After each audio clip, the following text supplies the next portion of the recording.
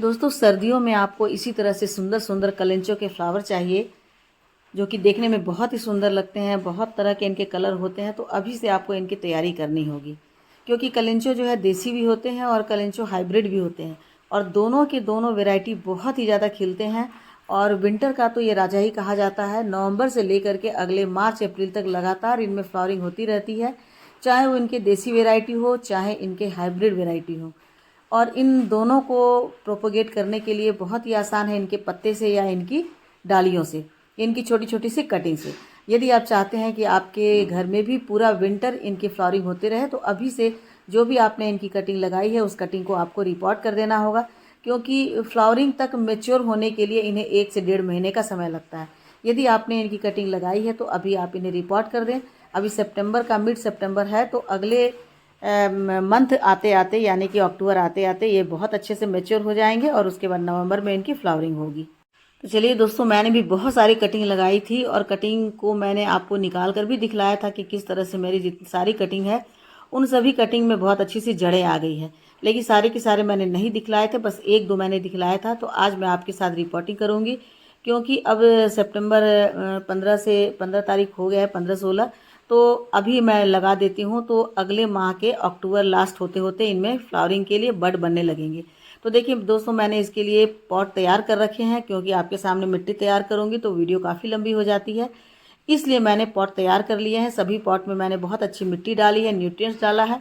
उसके साथ साथ मैंने थोड़े से इसमें फंगिसाइड यानी साफ फंगिसाइड डाल दिया है, ताकि इसमें किसी तरह का कोई फंगस नहीं लगे। ये हम सभी जानते हैं कि कलेंचो का जो प्लांट होता है वो काफ़ी मतलब उसमें उसके स्टेम में काफ़ी पानी होता है, और ये यदि मरता है तो फंगस के कारण ही मरता है। जब ज़्यादा पानी डाल देते हैं या फिर विंटर में इसमें कोई ऐसी फर्टिलाइज़र डाल दिए जिसके कारण फंगस लग जाए, तो ये ख़राब हो जाते हैं। तो इसके लिए हमें पहले से तैयारी कर लेनी है कि इसकी मिट्टी में हमें फंगिसाइड डाल देना है, ताकि फंगस की का कोई चांस ही नहीं हो। तो मैंने 5-6 गमले तैयार कर लिए हैं, क्योंकि मैंने बहुत सारे कटिंग लगा दिए थे। ये प्लांट मुझे बहुत अच्छा लगता है, क्योंकि इसकी फ्लावरिंग जो है, फ्लावर बहुत ही सुंदर होते हैं। तो सबसे पहले मैं ये कटिंग निकालती हूँ दोस्तों। ये देखिए काफ़ी मतलब अच्छा ग्रोथ हो गया है इसका, और देखिए कितनी अच्छी जड़ें हो गई है।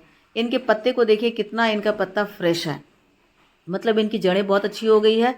तो मैंने 3-4 कटिंग मैं लेकर आई थी। कुछ तो मैंने मांगा था, मुझे फ्रेंड से मिला था, कुछ मैंने कटिंग थोड़ी सी चुरा भी ली थी, और उसे मैं ला करके, छोटी छोटी सी कटिंग थी, और मैंने ला करके लगा दिया था।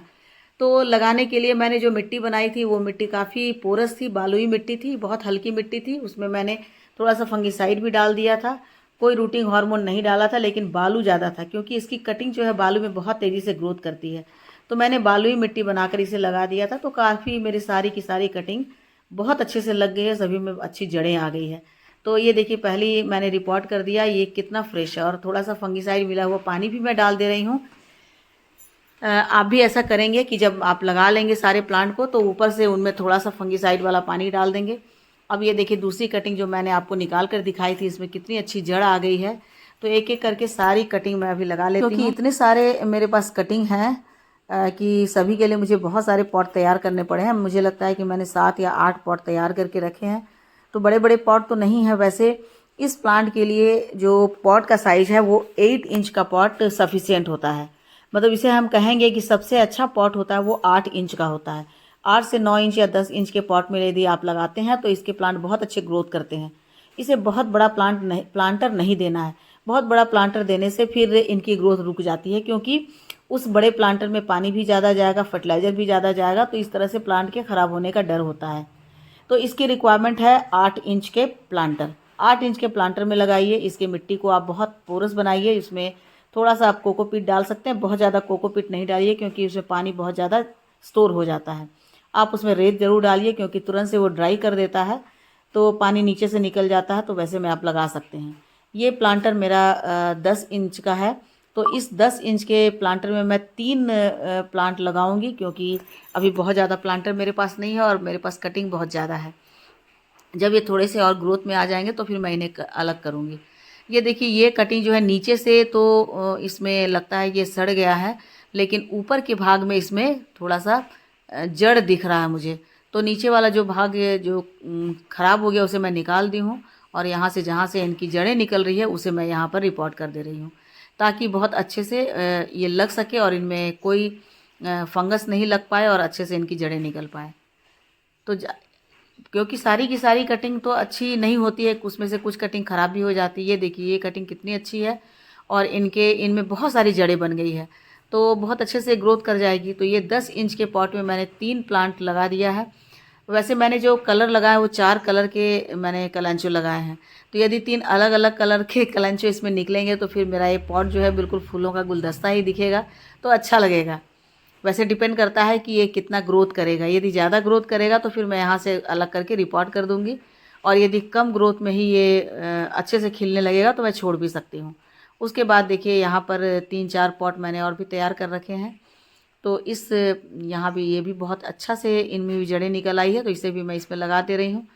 तो इस सभी प्लांटर की मिट्टी में मैंने थोड़े थोड़े से फंगिसाइड डाल दिए हैं, ताकि किसी तरह की कोई फंगस का कोई चांस नहीं हो और अच्छे से इनकी ग्रोथ हो सके।